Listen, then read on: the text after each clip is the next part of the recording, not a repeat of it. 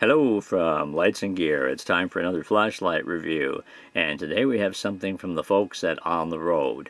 We have talked about them in the past. We've had two or three of their little everyday carry flashlights, which have been nice little lights, and today we have something of the big boy variety, since they've recently released a very large or a rather large flashlight, much larger than the ones that we've talked about recently. This from On the Road is going to be the X6. And this is the box, which, if you can tell that it's rather large, that means that the flashlight is also of a reasonably large size as well. Open up the box, and you won't find the flashlight in here because it's right over here to my right. However, inside the box, as well as the flashlight, you will get a rather large belt holster type of item here, and a little difficult for me to even get this in the camera lens. I can only roll it all up and show it to you. Anyway, this is the only method of carrying the flashlight for which they offer, but I can see that from the clipping, or from the different ways in which you can assemble it and so forth to your waist or to something else, that it would obviously be quite effective.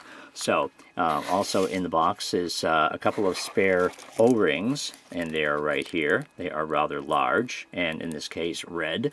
And you'll also get a user manual, which is right here. It is in Chinese for the most part, as all the on-the-road manuals that I have seen so far are. However, there is little bits of English in here for which you can deduce certain statistics about the flashlight. So anyway, let's bring the flashlight into view if I can actually get it into the camera lens. Take a look at this, friends. This is the head, and there's lots of cooling fins on here, so I don't think there'll be an issue with heat buildup in this light. This is the on and off switch, which also handles the modes. So there's only one switch on here. As we move all the way down to the, I should have done that slower for a bigger effect, huh?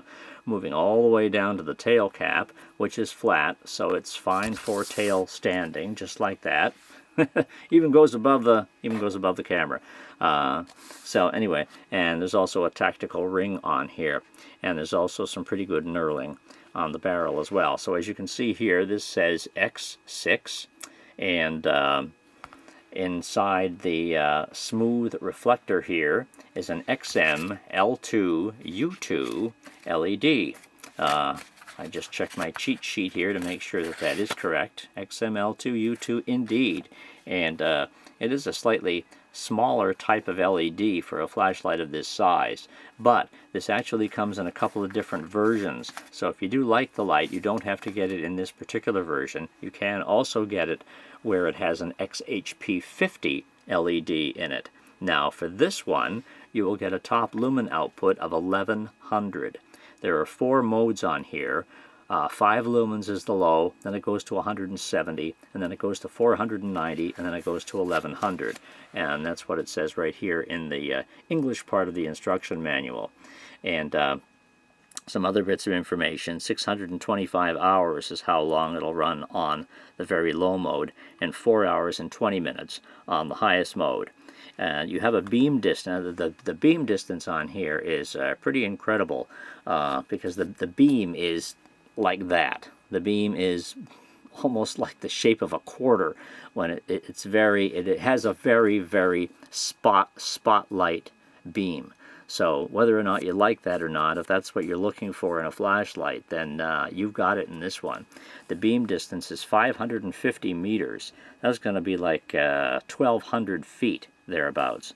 It is submersible to 2 meters, and it's also impact resistant. Actually, I think impact resistant is 2 meters, and the IPX8 here waterproof is obviously 2 meters as well. So, but I mean, when this thing falls, it's going to make a thud. It weighs 22 ounces, which is a pretty hefty weight for a flashlight, and it measures almost 9.5 inches.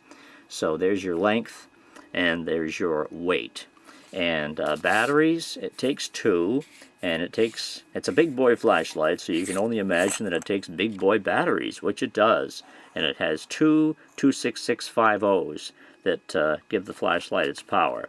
Now, as I say, there are a couple of excuse me, there are a couple of different versions of the light, and you can also get one where oh no, let me take that back. The different versions of the flashlight are the LED, but for any of these flashlights you can also get an extension tube, which will increase it perhaps a little more so than the length of one battery, because the extension tube then allows for 3 batteries to be used. So right now we do have the 2 in here, since this is the standard version. So here are 2 batteries in here, both 26650s. 26650, but you can get the extension tube, which will then accommodate 3 of those batteries. I'm not sure if that increases output or not. I might assume it might, although maybe not to that much degree. What it will mostly do is increase runtime. So anyway, you can look into that if you click on the link below to the GearBest website, where I have this flashlight linked to. You can take a look at the other versions and get some additional information and so forth. And also, of course, you can look at the other versions that have the bigger LED that I mentioned a moment ago, that with the XHP50 LED, I think I did say that, didn't I?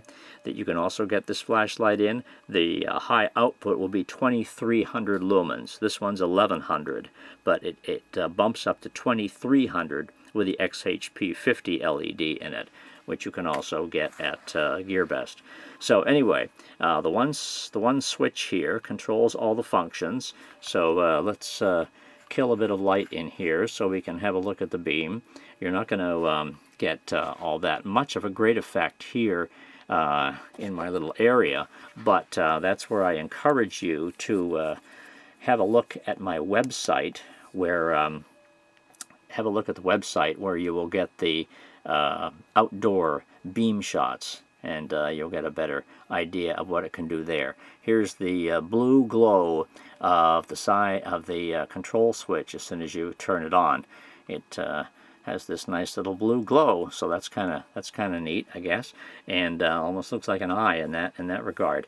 Anyway, we are right now on the first mode, which is the low mode, and actually my camera is getting low here on battery, so I hope we're going to be alright to finish the video. But we are on low mode right now, and let's just take a look at the beam here. Very spot-like beam, as you can see. Almost looks like a little tiny sun, but at the moment it's on low. And changing the modes is as easy as just clicking that little button. And since it does glow in blue, that's pretty easy to find in most circumstances. So I'd have to say that's pretty handy in pitch black. And all you do is give it a light little press. Oops, actually that turned it right off. But it does turn on and off very easily with that little button. Okay, it actually goes from the highest mode to the lowest mode as far as the sequencing goes. So right there we were on the lowest mode, and as I pointed into the other room, you can see that right there. And if I click it back, there we go up to the highest mode. So here we are right here in the 1100 mode level, and you can see how bright that is over there on the spotlight. This beam really gets out to you know, like it goes over 1,000 feet. It's 550 meters is the beam distance. So you can really get some distance with this beam. And if I just give it a little light click, it goes down to the next level, and then down to the next level, and finally down to low. And there is also strobe on here, and I believe to get that I double click, which I just did, and there is strobe mode. And then if I double click again, it goes right back to the initial mode it was in. And of course it does have memory, so when you switch it off and switch it back on, it will be in the last mode you used. So that's always a good thing. And as I say, the button is extremely easy to press and very quick to respond and so forth. So those are the actual basics of the flashlight. As I say, if you want to check out those outdoor beam shots and some pretty impressive distances on it, I would go to my website, and the link there is below to the review at lightsandgear.com, where you can have a look at those. And there's also that purchase link there where you can take a look at it on the GearBest site and decide if it's the kind of flashlight you might want to add to your extensive collection. So pretty much I'm going to wrap this video up by saying hope you've enjoyed it, and we will see you again next time on Lights and Gear. And of course, if I haven't covered all the bits of information on the flashlight here, you can read about it again at lightsandgear.com. So anyway, thank you for watching. Hope you found it enjoyable. Have a good day.